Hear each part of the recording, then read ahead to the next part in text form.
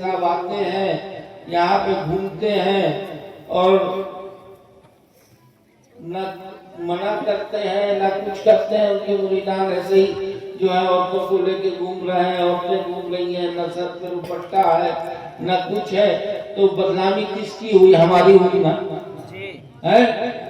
وہ تو ایک پردیسی آدمی یہی سوچیں گے کہ حضرت آتے ہیں کچھ بیان ہی نہیں کرتے, جو کہ ہم ہر تقریر میں پردے کے بارے میں بولتے ہیں, سختی سے بولتے ہیں, اور جب دعا کرتے ہیں تب بھی یہی کہتے ہیں کہ اللہ عورتوں کو سر ڈھانپ کے پردے میں رہنے کی ہدایت عطا. محمد رسول اللہ صلی اللہ علیہ وسلم درود شریف کا نذرانہ پیش کریں. اللہم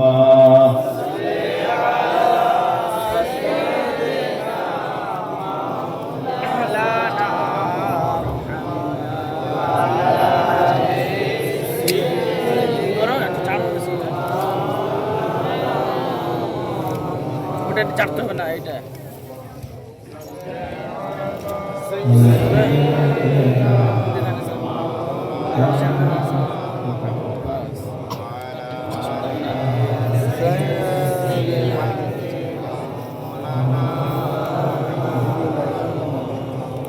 الحمدللہ کل سے لے کے آج تک 2 دن کا جلسہ دربار کو فصیح مدرسے کا آخری اختتام چل رہا ہے.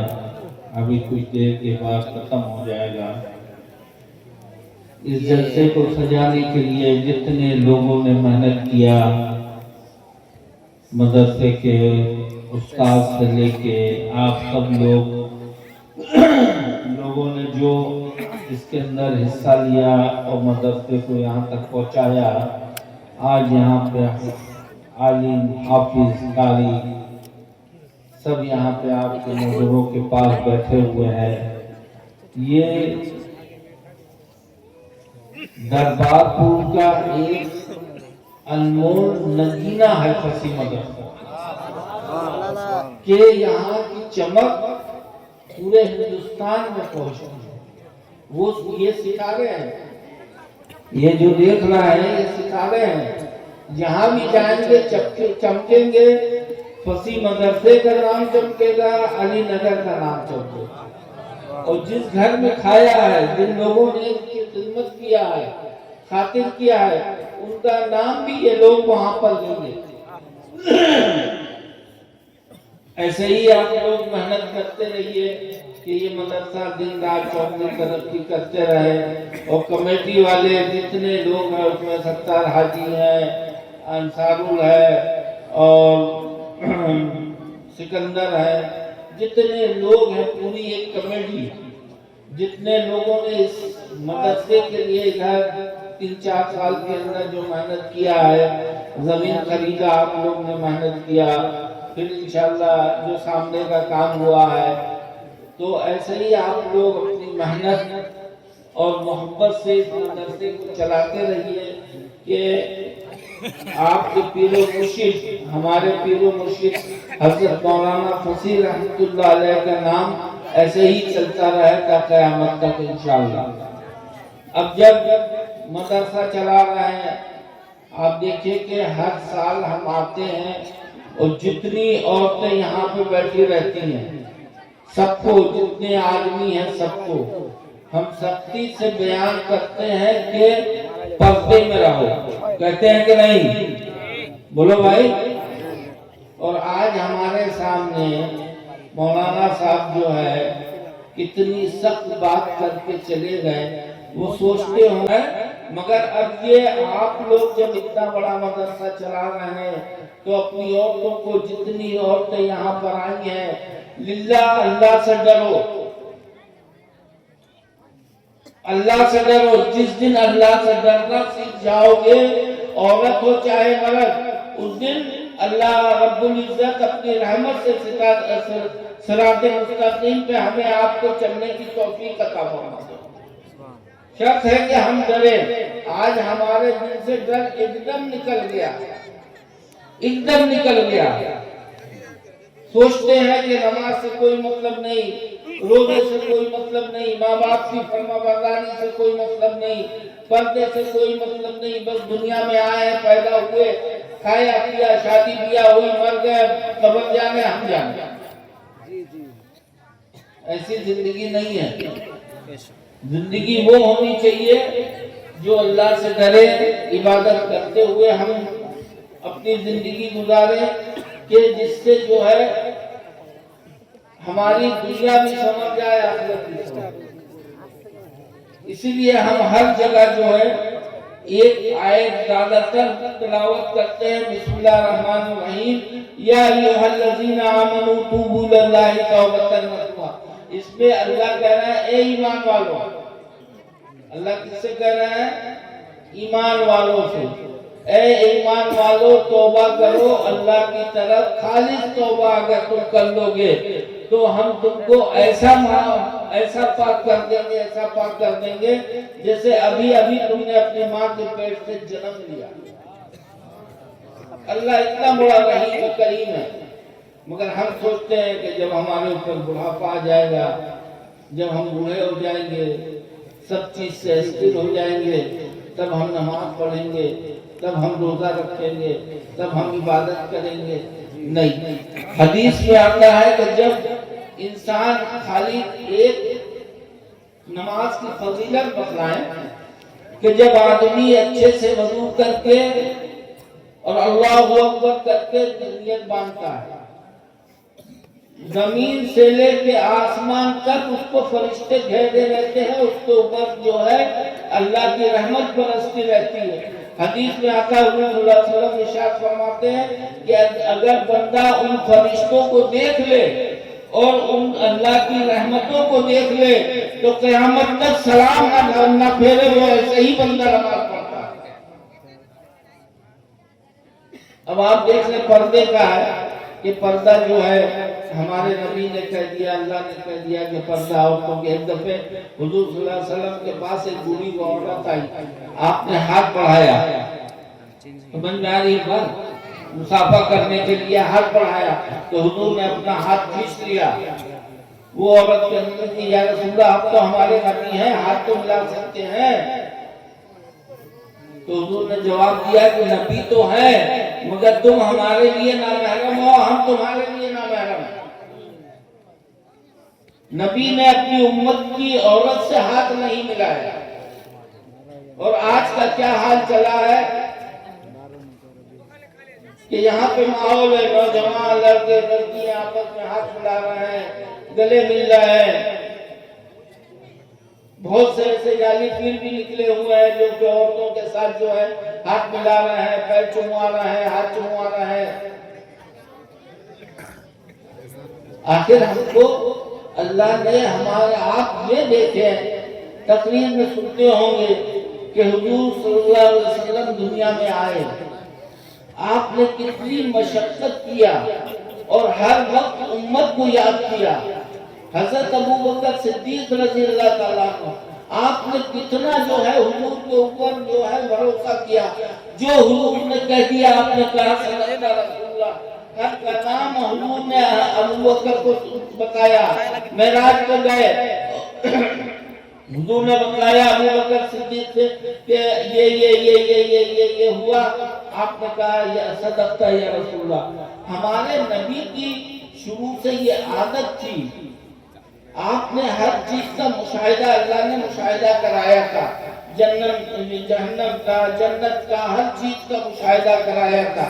تو آپ کے دل میں یہ خواہش تھی ہمارے نبی کی کہ ہماری امت جو ہے وہ جہنم سے بچ جائے۔ ضرور شریف پڑھیے۔ اللہم صلی علی سیدنا مولانا محمد وعلی آل سیدنا مولانا محمد۔ آپ سب لوگ نے کسی بھی پیر کا دامن پکڑے اور پہلے شریعت کو پڑھے، سنت کو پڑھے۔ پیر کا دامن پکڑنا خالی اصلاح ہوتی ہے اس میں. اصلاح جانتے ہیں؟ یعنی ہم نے ہاتھ پکڑ لیا، پیر کے ہاتھ پہ ہاتھ دے کے بیعت ہو گئے. اب پیر جو ہدایت ہم کو دے گا، جو سبق دے گا وہ ہم پڑھیں گے. پیر کا مطلب ہوتا ہے، بیعت کا مطلب ہوتا ہے بک جانا. جب ہم بک گئے تو پیر اگر کہہ رہا ہے کہ ہاں اس کو ملانا ہے، کہ پیر شریعت کی بات کر رہا ہے یا شریعت سے ہٹ کے کر رہا ہے. اگر شریعت میں رہ کے پیر بات کر رہا ہے تب تو پیر کی بات ہم مانیں گے، اور اگر شریعت اور سنت کے خلاف پیر بات ہٹ کے اگر بات کر رہا ہے تو اس پیر کی بات ہم کو نہیں ماننا ہے. ہم کو پہلے شریعت کی بات ماننا ہے، سنت کی بات ماننا ہے، پھر اس کے بعد جو ہے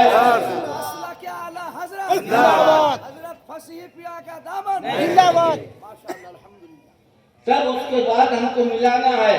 اگر ہمارا پیر صحیح راستے پہ چل رہا ہے، صحیح قرآن حدیث کی بات بتا رہا ہے، اللہ کی بات بتا رہا ہے، اللہ کے رسول کی بات بتا رہا ہے، تب تو ہم اس پیر کے ہاتھ پہ ہاتھ دے کے. اب جب ہاتھ دے دیا اور پیر نے کہا کہ بیٹا تم نماز پڑھو، تو چاہے وہ برسات ہو، جاڑا ہو، گرمی ہو، ہمیں پیر کی بات ماننا ہے. اس لیے کہ زبان پیر کی ہے، حکم اللہ کا ہے اور حکم رسول اللہ صلی اللہ علیہ وسلم کا ہے. بہت خوب، ماشاءاللہ.